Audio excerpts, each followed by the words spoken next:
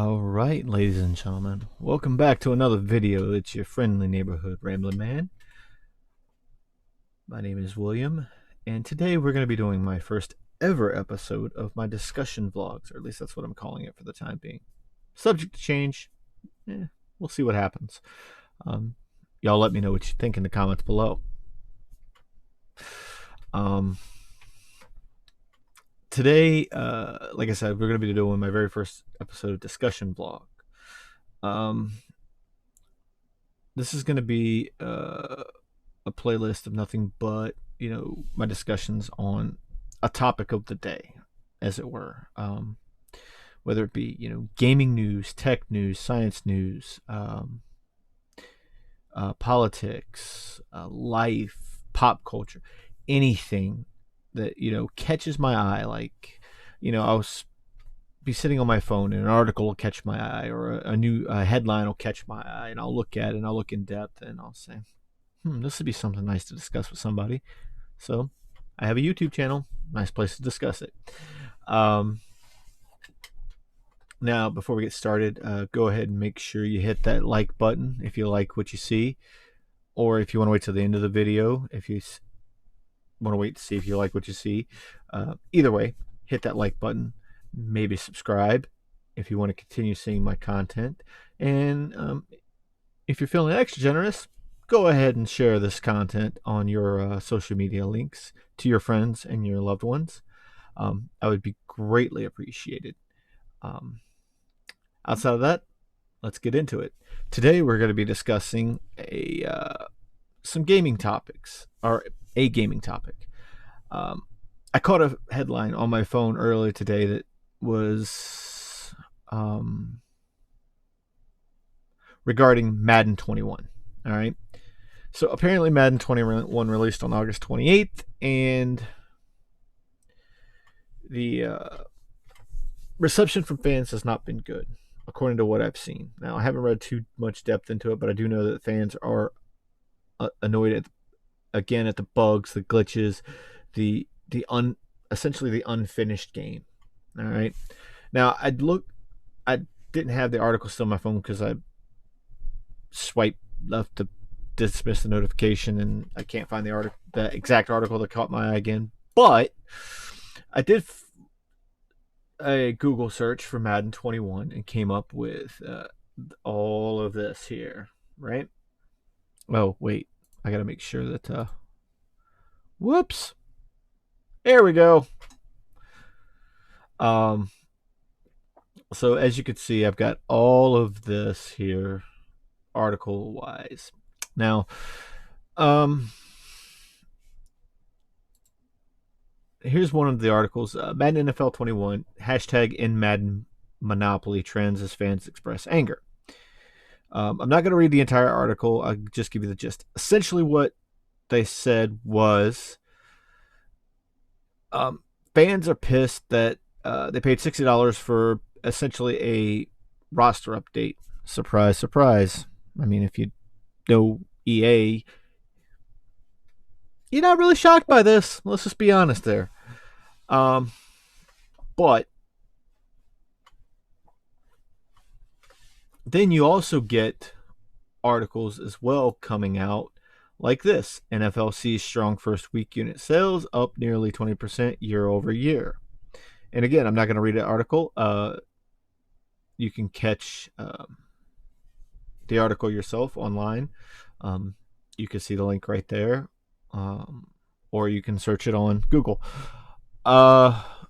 Says Madden 21 is also being played more in the first week, highlighted by more than 17 million games played in the new mode, the Yard. Let's see here. Now, through this article, there is not one mention of any numbers as far as what this game has made. Now, that could be because the numbers aren't fully in yet, or they're just trying to swing a narrative to combat this outrage. Now, that's both sides of the story. What do I think? Well,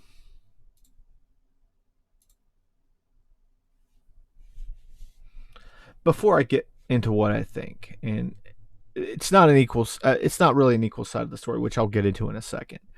Let's go back to the screen cap, and then this article did mention the Metacritic and the rating of the franchise on Metacritic, and you can see here it's got a couple of Twitter links. It's talking about the outrage. It's talking about how EA has a monopoly in its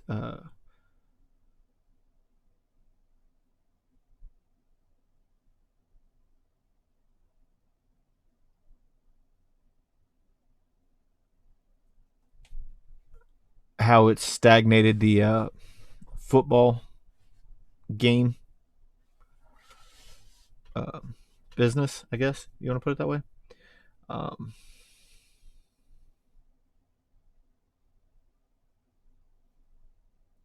Now here's I didn't see this earlier, but I want to read this real quick. Prior to 2004 deal, EA Sports and Madden faced competition from various other developers, most notably Sega Sports and Visual Concepts in NFL 2K franchise.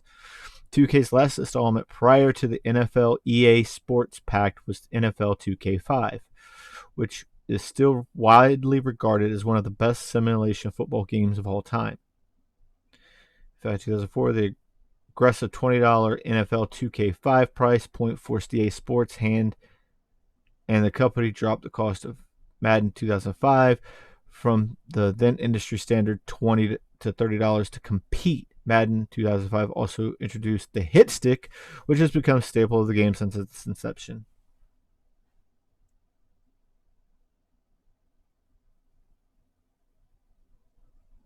Despite EA Sports reaching an extension with the NFL on simulation exclusivity through the 2025 season, 2K and NFL Players Associations agreed to a deal allowing names and likeness to appear in an arcade-style football video game, which is set to release in 2021. Now,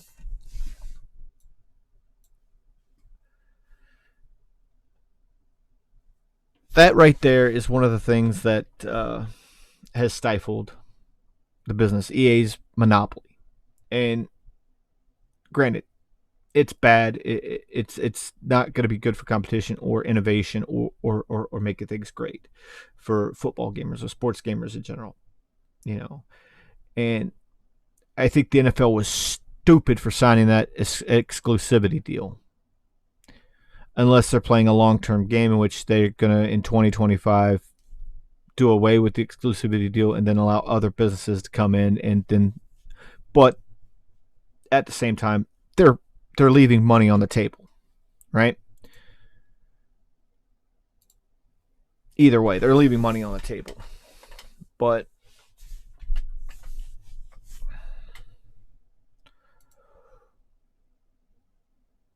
what I'd like to say is, in my opinion, I keep wanting to go to this and I'm getting ahead of myself. But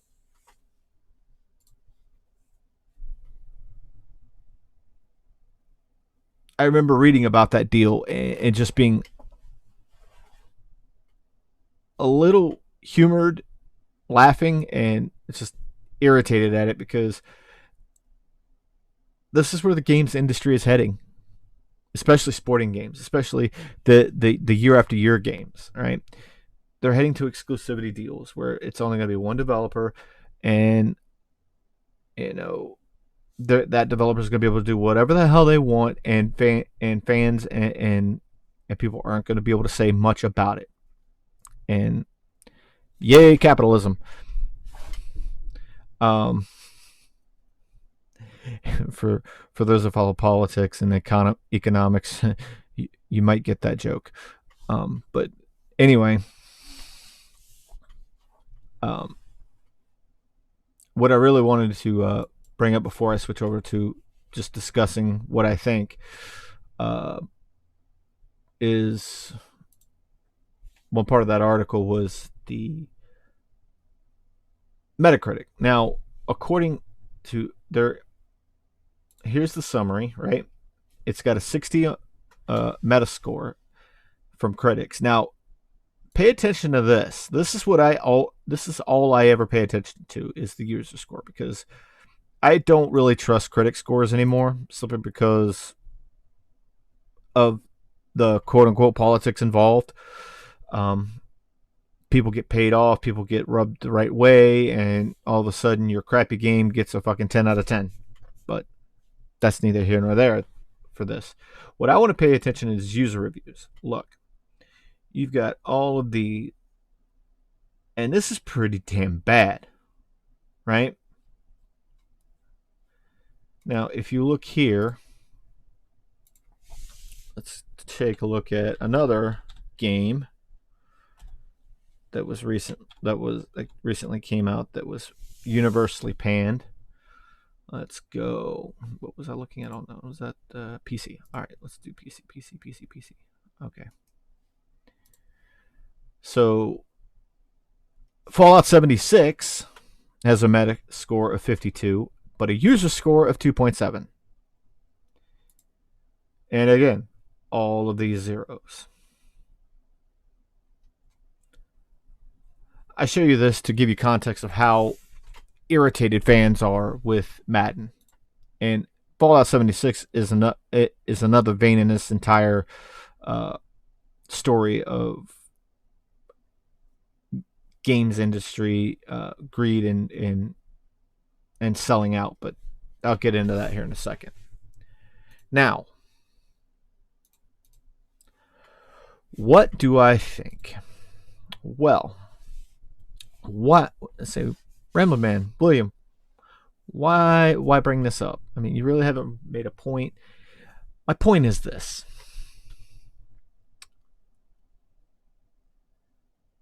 This is going to continue to happen. And the fault falls squarely on us gamers. Plain and simple. 70-30. Why does it fall on us gamers? Well, because in the past decade to 2 decades, we gamers have fallen into a trap called preordering. Preordering has been, the idea of pre-ordering is a good idea. However, over the past 10 to 20 years, I'd say probably about 15 to 20 years that pre-ordering has existed, and we can thank GameStop for this.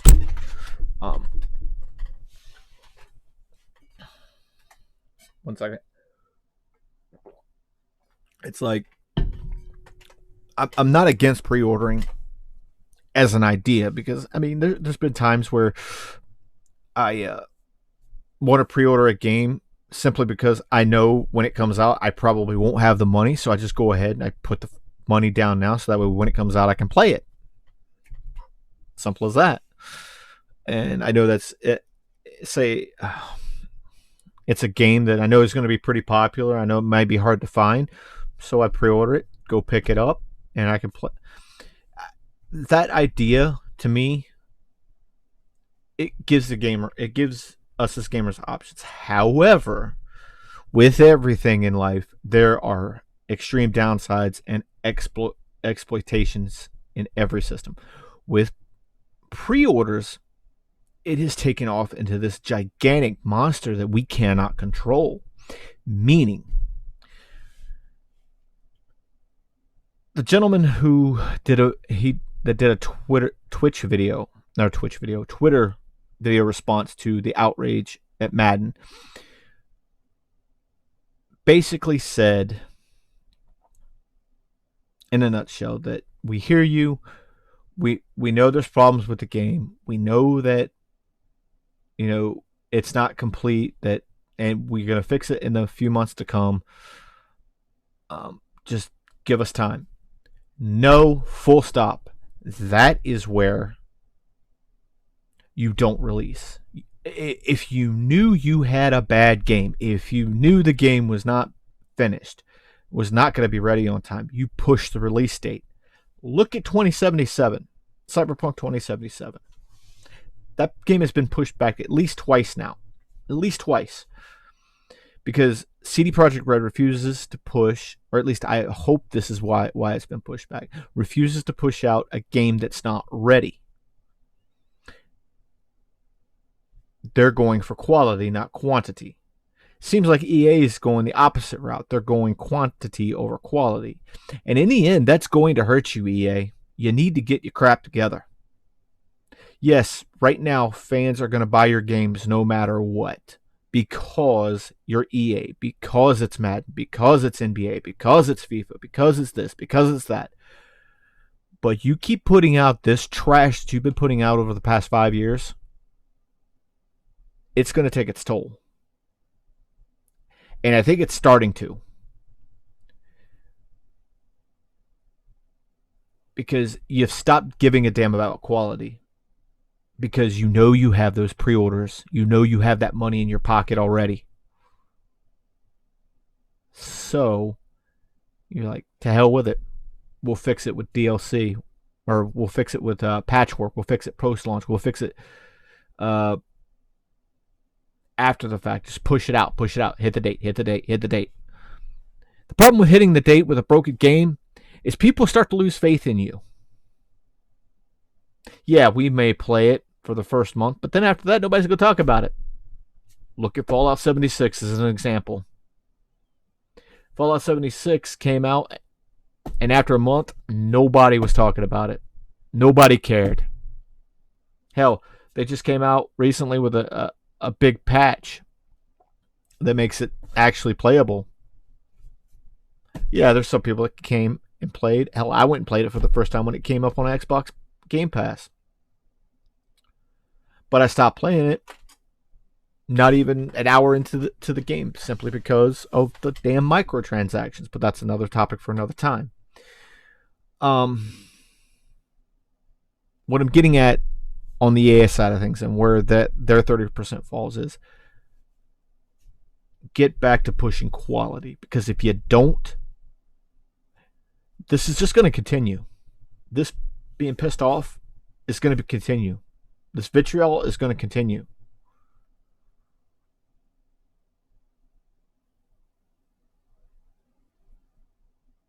Because you're taking our money for a full game that's not even complete. That's essentially what you're doing.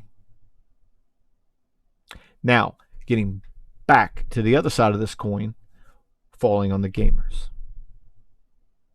Stop pre-ordering games.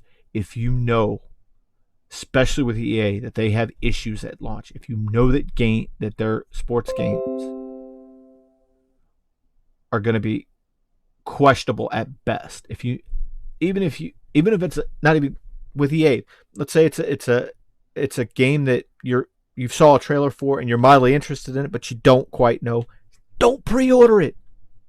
Wait for reviews. Wait for gamers to play it.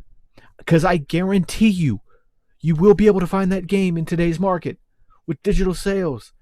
Hell, with Amazon, you'll be able to find that game. That's why I think pre-orders need to go away this day and age. That's simple. Stop pre-ordering. Stop giving in. Because what you're doing when you're pre-ordering is you're telling EA, you're telling these companies, here, take my money. I don't care what it looks like. Just give me a game. And that's what you're getting. That's exactly what both of these issues are tied in together. Gamers pre-ordering without thinking about what they're seeing, without thinking about quality, without thinking about anything except for, ooh, I gotta play this. Stop pre-ordering. Start, because I guarantee you, if the mass of gamers stop pre-ordering and start speaking with their wallets, EA will listen. Most developers will listen.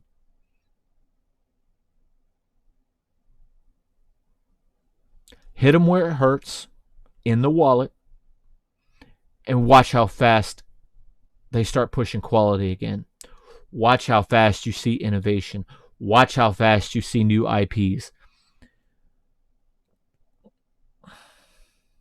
EA. And any developer that pushes out these year-over-year games. You want to nip this in the bud? Here's what you do. Come out with a plan to stop. You don't come out with a Madden 2022. Period. You start making your sports games bi-yearly. So that way you've got time to develop new mechanics. You've got time to innovate. Because with this year-over-year end, you're just copying and pasting. You're not innovating. Do that, and you'll make gamers happy. You'll sell product. I guarantee you. In the time with the 2 years, just update rosters. That's where you can use DLC and use it effectively. Right? You wanna 2022, bring out a new roster, charge $1 or $2 for a new roster. Go right on ahead. Hell, I'd probably pay it. But stop with this year-over-year copy and paste bull. Start innovating again. Because I guarantee you, if you don't, you're going to start feeling the hurt in the wallet.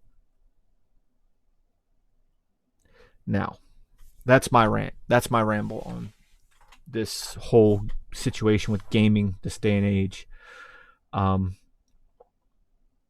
I hope you guys got something out of it, and I hope I came across clear and didn't, go off tangent too much. I don't know. Let me know what you guys think in the comments down below on YouTube. Hit that like button if you like what you saw. If you didn't, sorry, find another channel. No, if you didn't like it, please leave me a comment. Let me know what you didn't like, and we can have a discussion. And again, if you're feeling extremely generous and you feel really good about what you just saw and my content, please share this on your social medias and with your friends and loved ones. Outside of that, I got nothing else. This has been your friendly neighborhood Ramblin' Man. Until next time, peace, y'all.